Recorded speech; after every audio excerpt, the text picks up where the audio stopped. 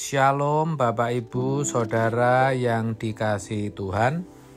Seri pengajaran hari ini berjudul Tolong Aku Tuhan. Saudara, masing-masing kita pasti memiliki keadaan yang berbeda. Namun setiap kita pasti pernah berseru kepada Tuhan dan berkata, "Tolong aku, Tuhan." Sejatinya, dalam rangka apa kita berseru demikian?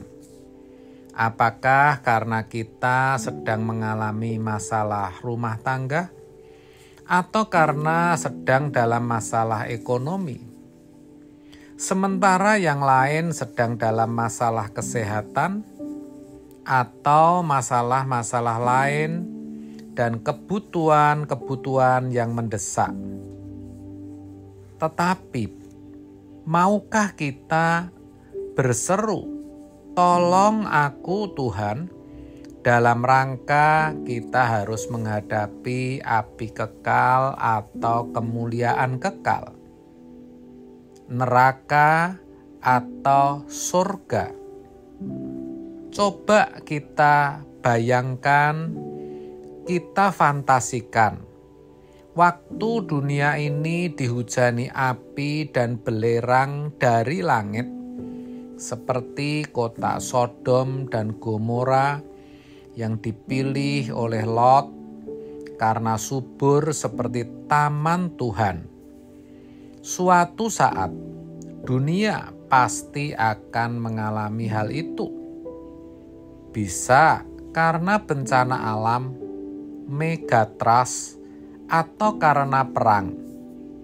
Yang mana kita tahu perang modern hari ini menggunakan senjata pemusnah yang bukan hanya membunuh manusia, melainkan menghancurkan alam dan semua ekosistemnya.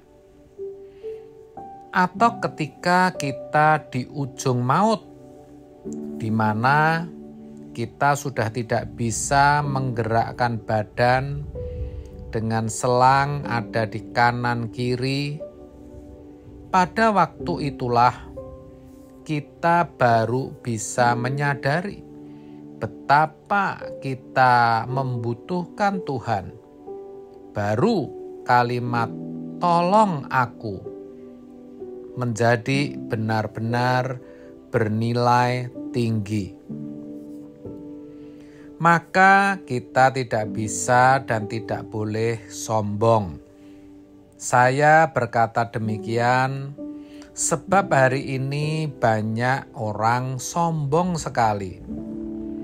Padahal manusia itu sangat rentan.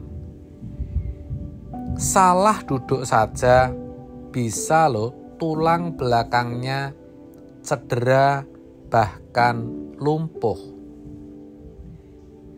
Ketika tiba-tiba pembuluh darah ke otak tersumbat, tidak sampai hitungan detik, langsung tidak sadarkan diri. Sementara kita berseru, "Tolong aku Tuhan." Urusannya hanya dunia fana. Walau masih dikatakan tetap datang ke gereja, masih mempersoalkan pergumulan hidupnya dengan Tuhan yang memang Bapa yang baik, yang mau menolong kita.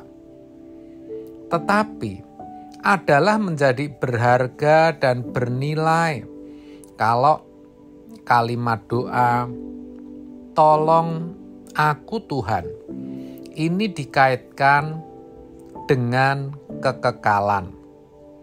Baru kita memenuhi yang dikatakan Tuhan dengan kalimat "Carilah dahulu kerajaan Allah dan kebenarannya."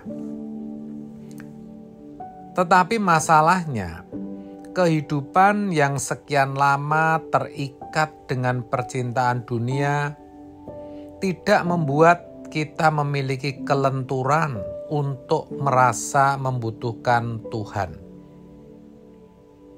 Jadi boleh dikatakan sebenarnya sudah terlambat. Kita bukan orang jahat, kita orang baik yang bisa beramal juga. Tetapi percintaan dunia membuat kita tidak akan bisa mencapai tingkat keberkenanan di hadapan Tuhan, yaitu apa yang baik, yang benar, dan yang sempurna. Maka kalau tidak mulai sekarang, kita sungguh-sungguh berurusan dengan Tuhan, bertobat, dan menghentikan semua kebiasaan jahat, perkataan yang sia-sia, tindakan yang sia-sia, kita pasti terlambat, saudara. Dan itu akan sangat mengerikan. Maka walaupun kita secara ekonomi mungkin lemah, di mata manusia kita miskin, secara pendidikan rendah, kita tidak terpandang, nama kita buruk atau diburuk-burukan. Namun semua itu bukan masalah, karena kita akan menghadap pengadilan Tuhan. Jangan kita terganggu oleh apapun, tetapi kita harus terganggu oleh keadaan kita pribadi yang belum berkenan di hadapan Allah. Kalau kita terganggu oleh sesuatu, berarti kita memberhalakan sesuatu. Yang penting, saudara, kita bisa lewati hari ke hari. Buktikan, kalau kita mencari Tuhan, kita tidak akan dipermalukan. Jadi yang penting, saudara, semua bisa dilewati. Ketika kita tidak terganggu oleh masalah hidup, itu sudah berarti kita memuliakan Tuhan. Sebab di saat itulah kita memperlakukan Allah dengan benar, bahwa Ia lebih besar dari masalah kita. Dan ingat, ada kekekalan yang bisa kita miliki. Jadi, bukanlah kegagalan kalau hanya masalah karir, kedudukan, pendidikan, bahkan rumah tangga.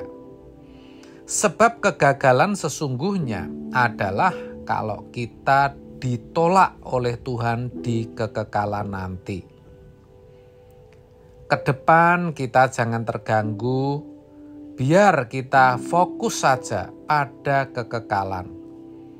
Jadi kalau kita berkata dalam doa kita, tolong aku Tuhan, ini lebih dari sekedar masalah fana. Kita berkata, tolong aku Tuhan, itu hanya tertuju pada masalah kekekalan. Amin. Tuhan Yesus memberkati.